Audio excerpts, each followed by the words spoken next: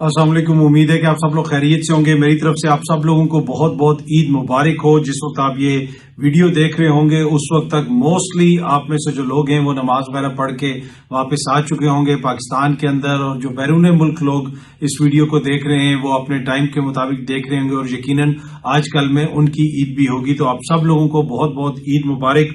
अब ईद पे जहाँ पे ईद की खुशियां मनाई जा रही हैं वहां पे पाकिस्तान के अंदर सियासत भी साथ साथ चल रही है, और हमने देखा कि गुज़िश्ता रात चांद रात को मुल्क भर में मुख्तलिफ जगहों के ऊपर लोग पाकिस्तान तहरीक इंसाफ के झंडे लेके निकले, वहां पे लोग नारे भी लगा रहे थे। तो अब पाकिस्तान की हर चीज के अंदर आपको सियासत नजर आ रही है। सियासत बहुत ज्यादा है, हर जगह पे है। हमने यहां तक देखा कि जो लोग बैरून मुल्क गए होते हैं, किसी जगह पे गए होते हैं, वहां पे भी उन्होंने एक सियासी जमात खुसूसन पाकिस्तान तहरीक इंसाफ के झंडे वगैरह उठाए होते हैं, इमरान खान साहब की तस्वीरें उठाई होती हैं। ये वो एक तरह से जो कॉन्टिन्यूटी है ये उसका असर है। कॉन्टिन्यूटी किस चीज की है? किसी भी चीज का जब क्लोजर हो जाए, मिसाल के तौर पे किसी भी मुल्क के अंदर सियासत जब अपने इंतहा को पहुंचती है, बुनियादी तौर पे वो इंतखाबात से पहले का पीरियड होता है, इंतखाबात होते हैं, उसके बाद अवाम अपना फैसला सुना देती है और लोग इधर उधर हो जाते हैं। लेकिन अगर अवाम का फैसला जो है वो सही तरीके से सामने ना आ सके, अब इलेक्शंस के अंदर अवाम ने वोट डाला और अवाम ये समझ रहे हैं कि उन्होंने जिधर वोट डाला वहां से वो वोट नहीं निकला, तो ये समझने की जरूरत है कि जब तक वो क्लोजर नहीं होगा, जब तक वो बाब बंद नहीं होगा, तो ये इस तरह की एक्टिविटी खत्म नहीं हो सकती। कभी भी पाकिस्तान के अंदर ये नहीं हो सकता कि अचानक जनाब बिल्कुल सियासी हालात नॉर्मल हो जाएंगे और लोग सियासत को छोड़ देंगे, भूल जाएंगे और अपना अपना काम करना शुरू कर देंगे। नहीं, ऐसा नहीं हो सकता। जब भी कोई इंपॉर्टेंट मौका आएगा आप दोबारा देखेंगे उसके अंदर आपको सियासत नजर आएगी, और वही सियासी नारे और वही सियासी मुतालबे नजर आएंगे जो चांद रात को हमको नजर आए।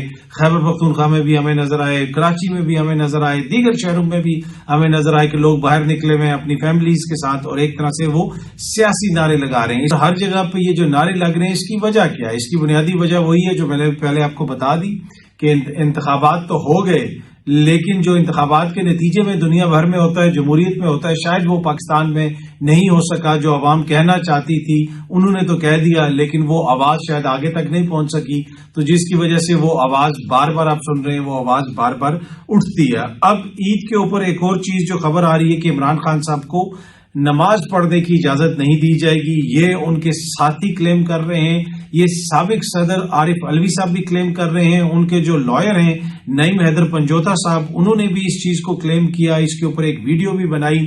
अब वहां पे खदशा ये है कि जब इमरान खान साहब कैदियों के बीच में जाएंगे नमाज पढ़ने, ईद की नमाज, तो वहां पे लग जाएंगे नारे, वहां पे लग जाने हैं नारे।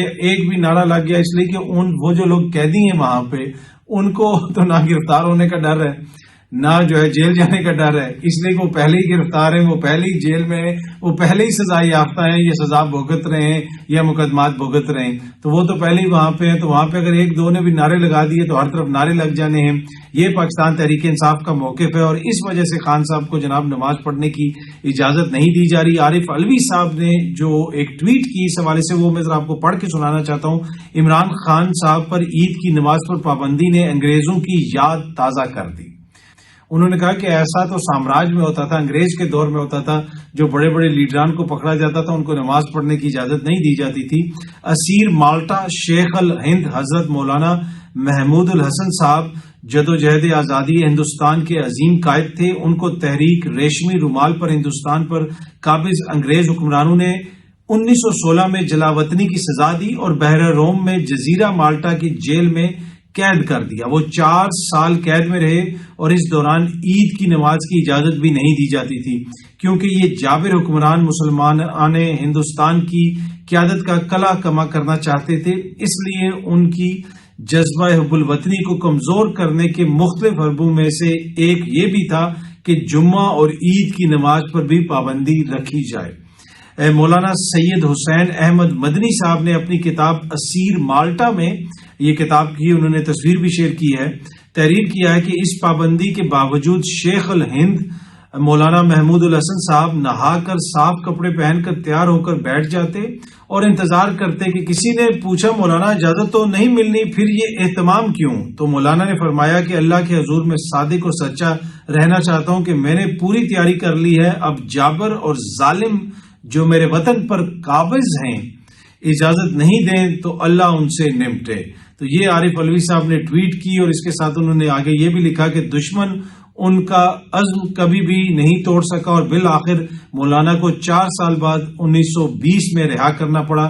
آگے وہ لکھتے ہیں کہ عمران خان کا جذبہ ان ہوچھے ہتھکنڈوں سے جو ہے وہ کم نہیں ہوگا، ٹوٹ نہیں سکتا. اور ساتھ انہوں نے خان صاحب کی تصویر بھی شیئر کی ہوئی ہے اور اسیر مالٹا جو ہے سفر نامہ وہ بھی شیئر کیا ہوا ہے، وہ کتاب کا پیج شیئر کیا ہوا ہے.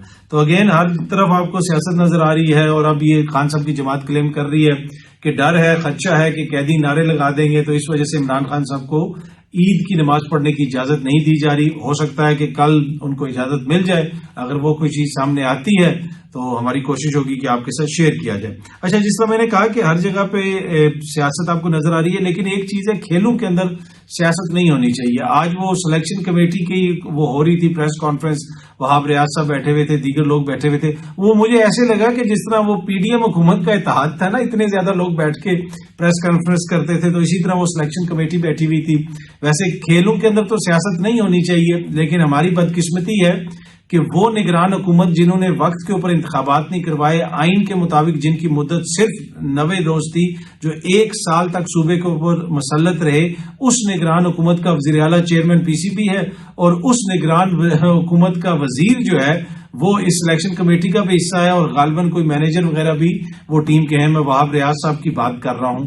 تو کھیلوں میں سیاست تو نہیں ہونی چاہیے، لیکن یہاں پہ تو بدقسمتی سے سیاست کوٹ کوٹ کے بھری ہوئی ہے اور سیاست بھی ایسی کہ جو انتہائی متنازع ہے. ایک ایسی حکومت کا حصہ جنہوں نے جس طرح کے الیکشنز کروائے، اس کے اوپر جو سوالیہ نشانات ہیں، اس کے اوپر جو تنقید ہو رہی ہے، اس کے اوپر جو آوازیں اٹھ رہی ہیں، پی ٹی آئی یا پیپلز پارٹی کو چھوڑ دیں، جو نون لیگ کے اندر سے اس کے اوپر آوازیں اٹھ رہی ہیں، وہ انتخابات یہ وہاب ریاض اور محسن نقوی صاحب کی حکومت نے کروائے تھے پنجاب کے اندر، اور یہ دونوں شخصیات جو ہیں اب پی سی بی کے اندر ہیں. تو جس طرح میں نے عرض کی کہ کھیلوں میں سیاست تو نہیں ہونی چاہیے، لیکن یہاں پہ سیاست کوٹ کوٹ کے بھری ہوئی ہے، تو لہذا پھر وہ ڈسکس تو ہوگی. پر اینی وے جب یہ میں نے پریس کانفرنس سنی تو مجھے وہ پی ڈی ایم کی حکومت یاد آ گئی کہ اتنے زیادہ وہ اتحادی بیٹھے ہوتے تھے کہ جناب یہ بھی ہوگا وہ بھی ہوگا. تو اب جو بھی یہ کریں گے یقیناً پاکستان کی کرکٹ کے لیے بہتر ہی کریں گے، جیسے انہوں نے جمہوریت کی خدمت کی، آئین کی خدمت کی، قانون کی خدمت کی. اب یہاں پہ بھی اپنی صلاحیتوں کے مطابق یقیناً جو ہے یہ بہتر کام کرنے کی کوشش کریں گے. جسٹس اختر محسن کیانی صاحب کے خلاف جو ریفرنس آیا ہے، اسلام آباد بار کونسل نے اس کو ڈیناؤنس کیا ہے، اس کی مذمت کی ہے. انہوں نے کہا کہ یہ بے بنیاد قسم کا ریفرنس ہے، جج صاحب کے اوپر دباؤ ڈالنے کی کوشش ہے. آپ کو پتا ہے کہ جج صاحب نے خط لکھا ہوا ہے، دیگر جج صاحبان نے بھی اس میں اپنا حصہ ڈالا ہے، اس پہ دستخط بھی کیے ہوئے ہیں، اپنے اپنے واقعات بتائے ہیں. اور اب جسٹس اختر جو محسن اختر کیانی صاحب کے خلاف ریفرنس آیا ہے، اس میں اسلام آباد بار کونسل نے کہا ہے کہ جناب یہ فریولس قسم کا ریفرنس ہے اور ہم جسٹس صاحب کے ساتھ کھڑے ہیں، اور یہ انتہائی بے بنیاد اور بھونڈا قسم کا ریفرنس ان کے اوپر بنایا گیا ان پہ دباؤ ڈالنے کے لیے. اچھا جی، آپ کو پتا ہے کہ شہباز شریف صاحب اور مریم بی بی گئے ہوئے تھے سعودی عرب عمرہ وغیرہ کرنے کے لیے، تو وزیر اعظم اور مریم کا پی آئی اے کی عام پرواز سے سفر مسافروں کے لیے وبال جان بن گیا. یہ جیو نیوز رپورٹ کر رہے ہیں جی. میں تھوڑی سی یہ خبر آپ کو پڑھ کے سناؤں تو آپ کو اندازہ ہوگا کہ اس ملک میں ہوتا کیا ہے. وزیر اعظم شہباز شریف اور وزیر اعلیٰ پنجاب مریم نواز کا پاکستان انٹرنیشنل جو ایئر لائن ہے پی آئی اے کی عام پرواز سے سفر جو عام مسافر ہیں ان کے لیے وبال جان بن گیا. جیو نیوز کے مطابق شہباز شریف مریم نواز کے وفد کے ہمراہ پی آئی اے کی جدہ اسلام آباد پرواز پی کے 842 پر سفر کیا. ایئر لائن ذرائع نے بتایا کہ پی آئی اے کی جدہ اسلام آباد پرواز کو اسلام آباد کے بجائے لاہور میں لینڈ کرا دیا گیا. جی ہاں جی، اس سے پہلے جدہ ایئرپورٹ پر پی آئی اے کا طیارہ شہباز شریف مریم نواز اور ان کے وفد کے انتظار میں 2 گھنٹے کھڑا رہا اور مسافر 2 گھنٹے تک طیارے میں بیٹھے سرکاری وفد کا انتظار کرتے رہے. واپسی پہ طیارہ اسلام آباد کے بجائے لاہور اتار لیا گیا. اب دیکھیں اس ملک میں ہوتا کیا ہے. یہ بادشاہت میں بھی شاید ایسا نہ ہو سکے جس طرح کے رویے یہاں پہ ہیں کہ جناب وہ ایک تو وہ ادھر گئے ہیں وزیر اعظم صاحب، تو ایک وزیر اعلیٰ کو وہ ساتھ لے گئے ہیں کیونکہ وہ ان کی بھتیجی ہیں. تو یہ ایسے چلایا جا رہا ہے کہ جیسے کوئی خاندانی ملکیت ہے. یہ ملک، اس ملک کے جو ادارے ہیں وہ کسی خاندان کی ملکیت ہیں، کسی سیاسی جماعت کی ملکیت ہیں کہ جناب وہ گئے ہیں تو طیارے نے اسلام آباد آنا ہے اور طیارہ جناب وہ لاہور لے کے چلیں گے. کبھی آپ سوچ سکتے ہیں کہ کسی مہذب ملک کے اندر، کسی یورپی ملک کے اندر ایک حکمران جو ہے وہ طیارے میں بیٹھا ہو اور وہ ایک جگہ سے دوسرے شہر پہ اس کو اتار دے، وہاں پہ لے جائے کیونکہ اس نے وہاں پہ جانا ہے. لیکن انفارچونیٹلی پاکستان کے یہ اندر ہو رہا ہے. اچھا، آگے خبر میں یہ لکھا ہے کہ وزیر اعظم شہباز شریف اور ان کا جو وفد ہے وہ 7 اپریل کو PIA کی پرواز سے سعودی عرب گئے تھے. اس پرواز کو بھی جدہ کے بجائے مدینہ منورہ میں اتارا گیا. لاہور جدہ پرواز PK 759 کو مدینہ منورہ میں اتارنے پر بھی مسافروں نے سخت احتجاج کیا تھا. یہ جیو نیوز کی خبر میں آپ کو پڑھ کے سنا رہا ہوں. ایئر لائن ذرائع کا کہنا ہے کہ سرکاری وفد کے سعودی عرب جانے اور آنے کے دوران دونوں مرتبہ پرواز کا روٹ تبدیل کرنے سے نہ صرف PIA کی ساکھ خراب ہوئی ہے بلکہ مسافروں کو بھی شدید ذہنی اور جسمانی اذیت کا سامنا کرنا پڑا. ذرائع نے بتایا کہ رخ تبدیل کرنے سے PIA کو ایندھن اور دیگر جو مد ہے اس میں لاکھوں روپے کے اضافی اخراجات بھی اٹھانے پڑے. آج جب ہم کہتے ہیں نا کہ PIA خسارے میں ہے, PIA ہم نے بیچنا ہے, ہولڈنگ کمپنی بن گئی ہے, یہ ہو گیا ہے, وہ ہو گیا ہے, یہ ہے جی 75 برس کی کہانی. یہ کرتے ہیں قومی اداروں کے ساتھ تو پھر ایسا ہی ہوگا. پھر PIA بکے گی کہ جناب انٹرنیشنل ایئر لائن ہے اور اس میں لوگوں نے پیسے دے کے ٹکٹ خریدے ہوئے, لیکن کیونکہ وزیر اعظم صاحب ہیں, مریم بی بی ساتھ بیٹھی ہیں, ان کا وقت بیٹھا ہوا ہے, تو جدھر ان کا دل چاہ رہا ہے وہ لے جائیں. مطلب کہ جو AC والی بس ہوتی ہے نا, AC والی بس جو روٹ پہ چل رہی ہوتی ہے وہ بھی جناب اپنا روٹ تبدیل نہیں کرتی, اور ڈیوو بھی جو ہے وہ 5 منٹ کسی کا انتظار نہیں کرتی, اسی جگہ پہ رکتی ہے جہاں پہ اس کا ٹرمینل ہوتا ہے یا پھر راستے میں جو اس کا سٹاپ ہوتا ہے. جو بس ہوتی ہے AC والی یا ڈیوو یا کوئی بھی بس ہو جائے, انہوں نے تو اس کو لوکل بڑا اشتہارہ بنا دیا. جناب PIA کے جہاز کو لاہور لے کے چلے گئے, مدینہ جانا جدہ جانا تھا مدینہ چلے گئے, اسلام آباد جانا تھا لاہور چلے گئے. ایسے تو جناب مطلب کہ جو لوکل بسیں ہوتی ہیں وہ بھی ایسے نہیں چلتی ہیں. پر اینی وے عید پہ آپ نے دیکھی ہوں گی کہ لوکل بسیں ایسے ہی چل رہی ہوتی ہیں, ہر 2 منٹ کے بعد وہ رکتی ہیں, کبھی ادھر ہوتی ہیں کبھی ادھر ہوتی ہیں. ایک دفعہ مجھے یاد ہے میں ایک بس میں بیٹھا ہوا تھا, اور یہ زمانہ طالب علمی کی بات ہے, میں کالج میں ہوتا تھا اور میں آ رہا تھا غالباً فرام لاہور ٹو پنڈی, اور GT روڈ پہ ہم ٹریول کر رہے تھے, اور وہ AC والی بس تھی. تو وہ ہوا یہ کہ کہیں سے وہ بس گزر رہی تھی تو بس تھوڑی سی آہستہ ہوئی تو کنڈکٹر نے منہ باہر نکال کے نا پنڈی پنڈی پنڈی شور کرنا شروع کر دیا. تو جو استاد تھا, استاد نے اس کو اتنی موٹی گالی دی, اس نے کہا مطلب کہ اوئے لوکل روٹ کی طرح آوازیں مت مارو, یہ AC والی بس ہے, اپنی عزت کرنی تو AC کی عزت کا خیال کر لو. یہ میں بات کر رہا ہوں 96-97 کی بات کر رہا ہوں, تو اتنی اس وقت ہوتی تھی. تو جناب ایسے تو AC والی بسوں کی توہین نہیں ہوتی جس طرح PIA کی پرواز کی توہین ہوئی ہے یہاں پہ کہ جناب ادھر لے جاؤ ادھر لے جاؤ. پر اینی وے ان ساری چیزوں کا نتیجہ یہ ہے کہ آج وہ جو AC والی بسیں ہیں, وہ جو بس کا جس کی بھی تھی کمپنی کی, ان کی پتہ نہیں کتنے بسیں چل رہی ہوں گی اور وہ سارے کے سارے منافع میں ہوں گے. اور دوسری طرف جو پاکستان کی ایئر لائن ہے جو قومی اثاثہ ہے, اس کے ساتھ جو قومی حکمران کرتے ہیں اس کی وجہ سے وہ خسارے میں ہے یا منافع میں ہے, وہ آپ کے سامنے ہے. اچھا, جج صاحبان کے خط کے حوالے سے جو سوموٹو ایکشن لیا گیا تھا, اب اس کا جو تحریری فیصلہ ہے وہ کچھ سامنے آ رہا ہے. جسٹس اطہر من اللہ نے اس میں ایک اضافی نوٹ یا اختلافی نوٹ لکھا ہے.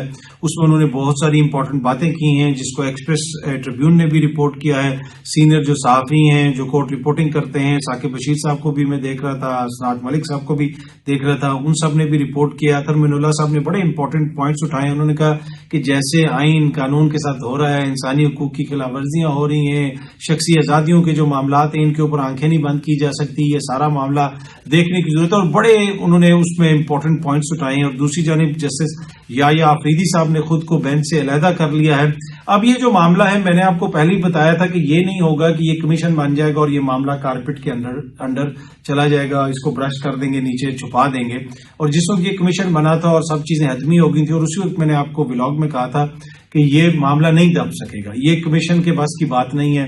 اب یہ جو جس طرح پینڈوراز باکس کھلا ہے, یہ اتنی جلدی یہ معاملہ دبا نہیں سکیں گے. آلدو کہ کسی کی خواہش ہو سکتی ہے, حکومت چاہے گی کہ معاملے کو دبا دیا جائے, لیکن یہ بڑا سیریس شکل اختیار کر لے گا. اور وقت کے ساتھ ساتھ آپ دیکھیں گے کہ اس میں بڑی شدت آئے گی, بڑے سخت قسم کے اس میں ریمارکس آئیں گے, بڑی سخت قسم کی اس میں چیزیں آئیں گی. اور آپ دیکھیں گے کہ جو مائنورٹی ہے ابھی وہ میجورٹی میں تبدیل ہوتی جائے گی, چاہے وہ کسی بھی جگہ پہ ہو, بار ایسوسیشنز میں ہو, آگے پیچھے ہو, آپ کو لوگوں کے موقف تبدیل ہوتے ہوئے نظر آئیں گے. ہاں کچھ لوگ ہیں ان کا تو اپنا ایک موقف ہے, وہ لیں گے, لیکن اوور آل آپ کو ایک سینٹیمنٹ میں تبدیلی نظر آئے گی. وکلا جو ہماری وکلا برادری ہے اس کی بات کر رہا ہوں، کسی ایک بینچ کی بات نہیں کر رہا، کسی ایک بار کی بات نہیں کر رہا، میں اوور آل جو پاکستان کے اندر وکیل ہیں ان کو جو تاثر ہے اس سارے کیس کے حوالے سے، آپ دیکھیں گے کہ وہ جج صاحبان کے پیچھے آپ کو کھڑے ہوئے نظر آئیں گے، اور آنے والے دنوں میں یہ جو کیس ہے میرے خیال میں یہ اس برس کا، اور اگر پاکستان کی تاریخ کا نہیں تو اس برس کا یہ سب سے بڑا کیس بن سکتا ہے۔ اس میں اس قسم کا پوٹینشیل ہے۔ ایک جج تھا جو ریٹائرڈ ہو چکا تھا، جو جا چکا تھا، شوکت صدیقی، وہ معاملہ بھی نہیں سنبھالا گیا، وہ معاملہ واپس آیا۔ یہاں پہ تو 6 حاضر سروس جج صاحبان ہیں ہائی کورٹ کے، تو اس سے آپ خود اندازہ لگا سکتے ہیں۔ تو اگر حکومت کی یہ خواہش ہے کہ کوئی کمیشن بنا کے اس کو دبا دیں گے اور یہ ہو جائے گا وہ ہو جائے گا، مجھے یہ معاملہ اتنی جلدی اس طرح دبتا ہوا نظر نہیں آ رہا۔ دیکھتے ہیں اینی وے یہ معاملہ آگے کس طرف جاتا ہے۔ آپ سب لوگوں کو ایک دفعہ پھر بہت بہت عید مبارک۔ بہت جلدی آپ سے دوبارہ ملاقات ہوگی۔ Thank you very much.